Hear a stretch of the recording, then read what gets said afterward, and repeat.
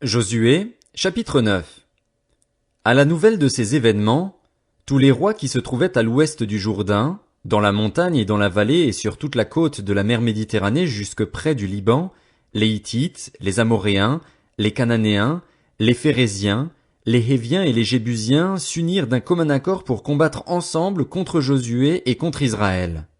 Les habitants de Gabaon, de leur côté, lorsqu'ils apprirent de quelle manière Josué avait traité Jéricho et Haï, eurent recours à la ruse.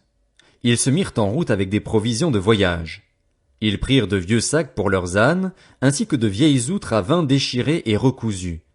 Ils portaient à leurs pieds de vieilles sandales raccommodées, et sur eux de vieux vêtements. Et tout le pain qu'ils avaient pour nourriture était sec et en miettes. Ils allèrent trouver Josué au camp de Gilgal et lui dirent, ainsi qu'à tous ceux d'Israël, « Nous venons d'un pays éloigné. Faites maintenant alliance avec nous. » Les hommes d'Israël répondirent à ces Héviens, « Peut-être habitez-vous sur notre territoire. Comment ferions-nous alors alliance avec vous? » Ils dirent à Josué, « Nous sommes tes serviteurs. » Josué leur demanda, « Qui êtes-vous et d'où venez-vous? » Ils lui répondirent, « Tes serviteurs viennent d'un pays très éloigné, à cause de la renommée de l'Éternel, ton Dieu. En effet, nous avons entendu parler de lui, de tout ce qu'il a fait en Égypte et de la manière dont il a traité les deux rois des Amoréens de l'autre côté du Jourdain, Sihon, roi de Hesbon, et Og, roi du Basan, qui vivait à Astaroth. Nos anciens et tous les habitants de notre pays nous ont dit, « Prenez avec vous des provisions pour le voyage, allez à leur rencontre et dites-leur, « Nous sommes vos serviteurs. Faites maintenant alliance avec nous. Voici notre pain. Il était encore chaud quand nous en avons fait provision dans nos maisons, le jour où nous sommes partis pour venir vers vous, et maintenant il est tout sec et en miettes. Ces outres à vin, que nous avons remplies toutes neuves, les voilà déchirées. Nos vêtements et nos sandales se sont usés à cause de la très grande longueur du trajet. » Les hommes d'Israël acceptèrent les provisions des Gabaonites et ne consultèrent pas l'Éternel. Josué fit la paix avec eux et conclut une alliance par laquelle il devait leur laisser la vie, et les chefs de l'assemblée leur en firent le serment. 3 jours après la conclusion de cette alliance, ils apprirent que ces hommes étaient leurs voisins et habitaient sur leur territoire. En effet, les Israélites partirent de leur camp et parvinrent vers leur ville le 3e jour. Il s'agissait de Gabaon, Képhira, Béhéroth et Kirjat-Jéarim. Ils ne tuèrent pas les Gabaonites parce que les chefs de l'assemblée leur avaient juré par l'Éternel, le Dieu d'Israël, de leur laisser la vie, mais toute l'assemblée murmura contre les chefs.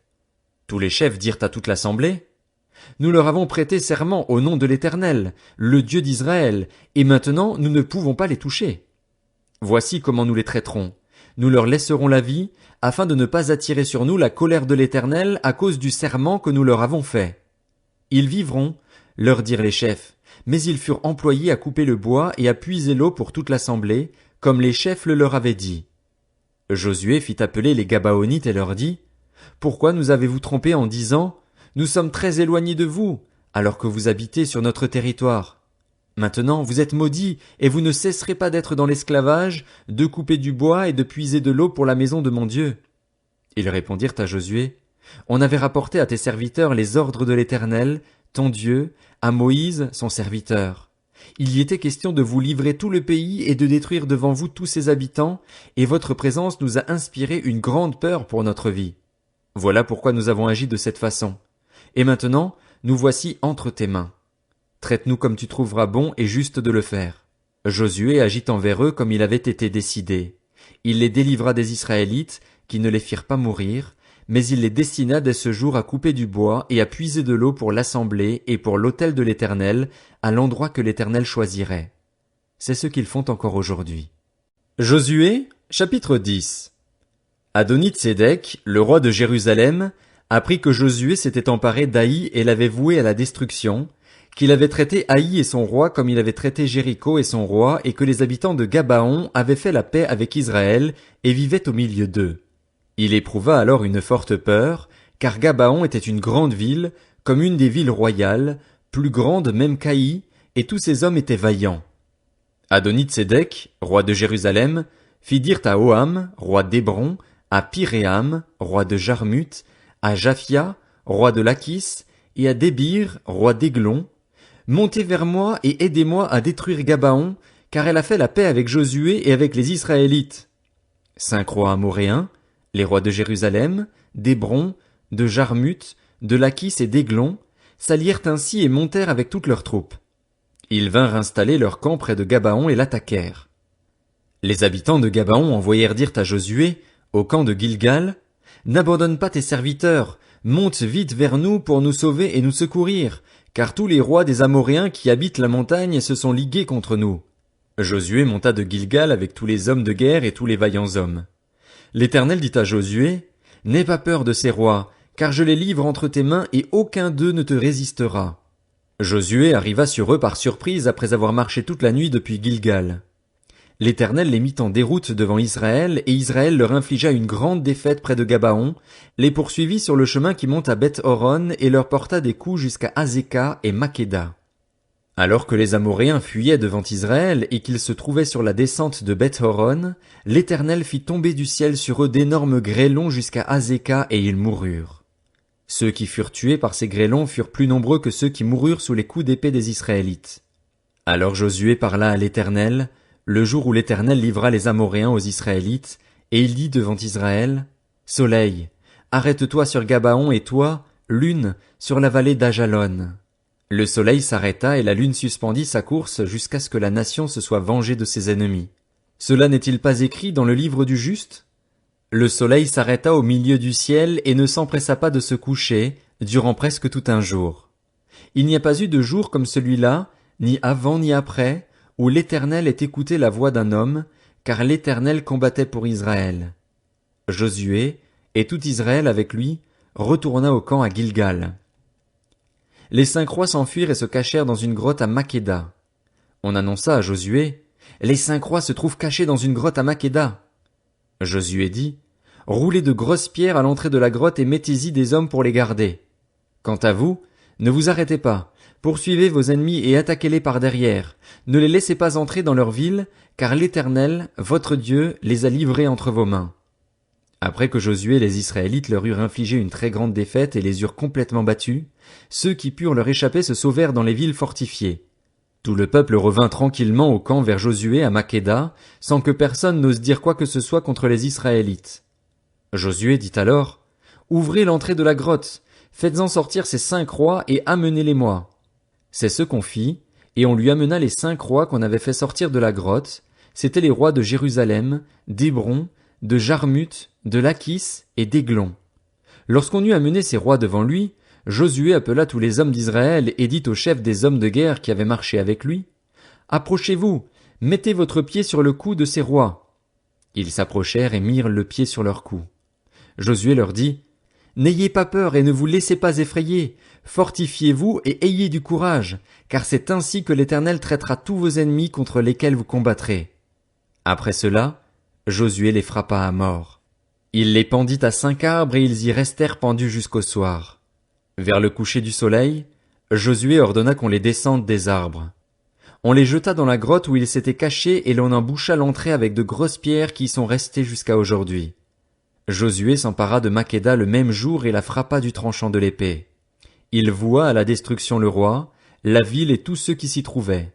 Il ne laissa aucun survivant et il traita le roi de Makeda comme il avait traité le roi de Jéricho. Josué passa avec tout Israël de Makeda à Libna et attaqua Libna.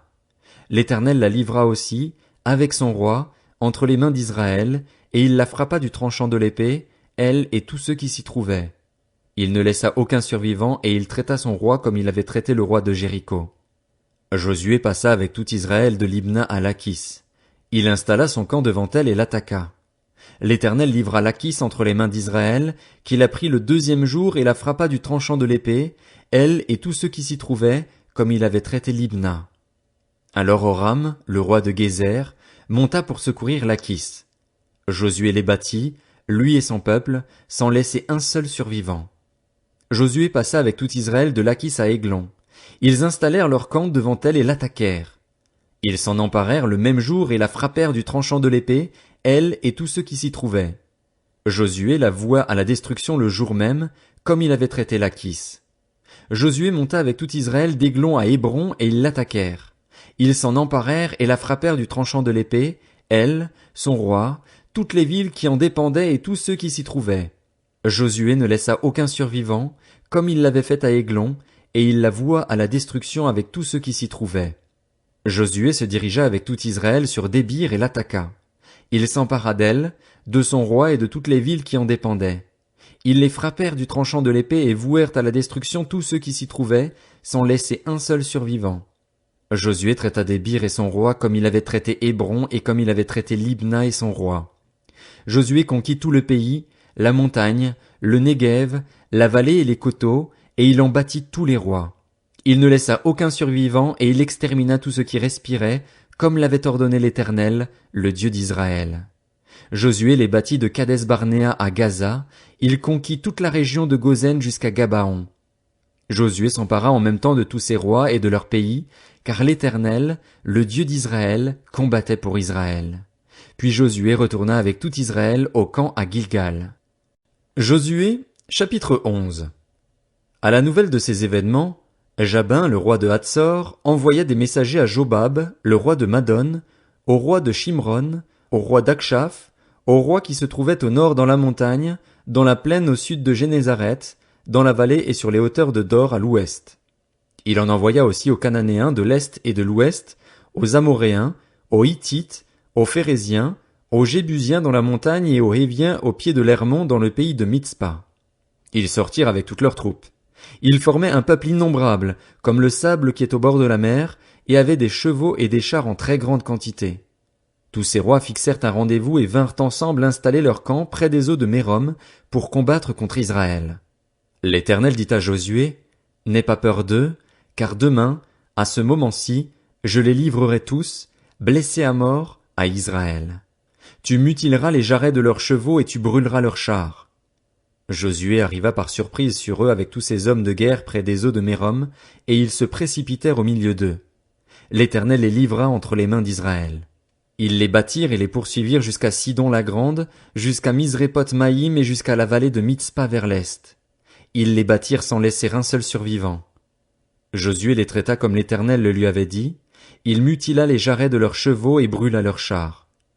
À la même époque, sur le chemin du retour, Josué s'empara de Hatsor et frappa son roi avec l'épée.